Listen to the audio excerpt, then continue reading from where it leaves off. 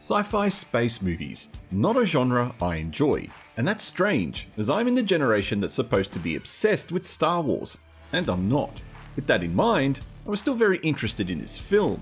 Can a modern Korean action sci-fi make me fall in love with space sci-fi movies? Let's find out. Hi, I'm the Artie Dance from Asian Film Fans, and welcome to this review of the Korean sci-fi action movie Space Sweepers, now showing on Netflix.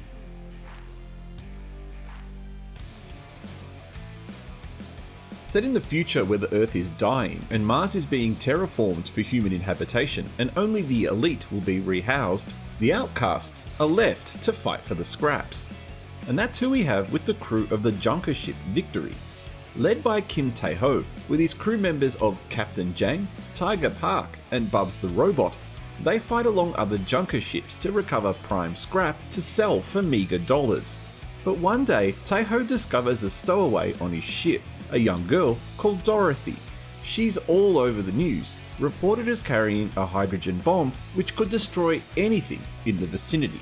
She's worth a lot of money, and Tae-ho and his crew owe a lot to various organisations, so they arrange her sale back to her father. But things go wrong when Sullivan, the leader of UTS, the corporation terraforming Mars, finds out. He has his own plans for Dorothy and won't let anyone get in his way.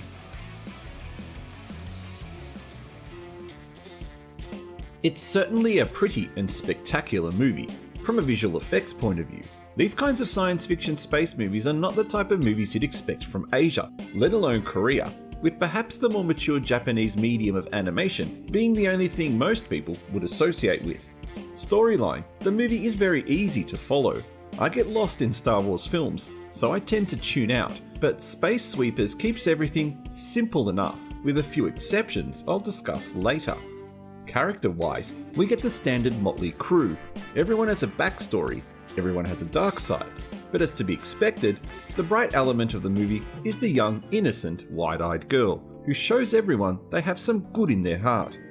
As someone who doesn't watch movies like this, I don't really know how to compare it to like films, but I can compare it to other action films, and I found myself enjoying the rather long ride this movie took me on.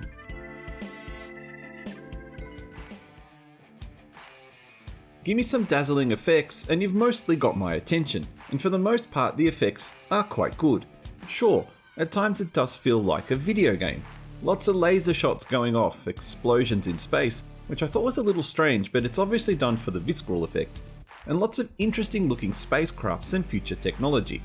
Except for the paper money, I was confused why people still used paper money.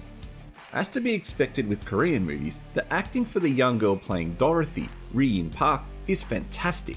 She's expressive, she's cute, and I have to admit, I'm a real sucker for fart jokes.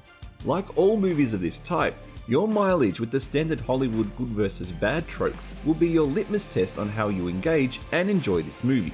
Personally, I'm actually not a fan of those typical Marvel movie type storylines, nor am I a fan of the good guy who is actually a bad guy trope. Think Doc Ock from the original Spider-Man movie a few decades ago. But for some reason, I really enjoyed it here. Could it be because it was something different, that being a Korean movie?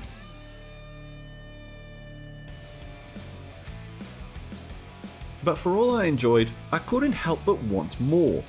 Before I get into that though, I do want to bring up a few other things I disliked. The first, and again this is very common for Korean movies, is the bad acting of the English actors.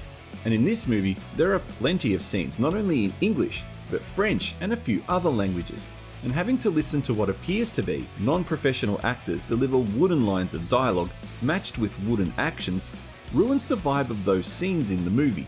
Like Star Wars, it's great that the movie showcases some diversity in the cast, but I would have actually liked to have seen more robots, considering one of the main crew members was one. A few flashbacks showed some other robots, but otherwise, where were the rest of them? It's the story though that could have had a lot more work done to it. I mentioned it was easy to follow, and it was, but I wanted more. I found that an interesting world was created, and a 2-hour movie just wasn't enough. It's the lack of proper backstories. The motivations for Sullivan especially was relegated to a brief scene with the journalist and a few throwaway lines about why he was doing this. But did I miss the bit that explains his condition that affects him throughout the film? And Dorothy, tell me more about her and her father. Likewise, the rest of the crew. It's not until the end we find out more about Tiger and Kane. But what about Bubs? Brief lines and short flashbacks just weren't enough, nor were there enough backstory about what happened to Earth. I know this movie is based on a webtoon, where I assume a lot of this is covered, but perhaps instead of being a movie, this could have been an awesome 8 or 10 part animation series, and indeed at times, parts of the movie would have suited a full animation experience.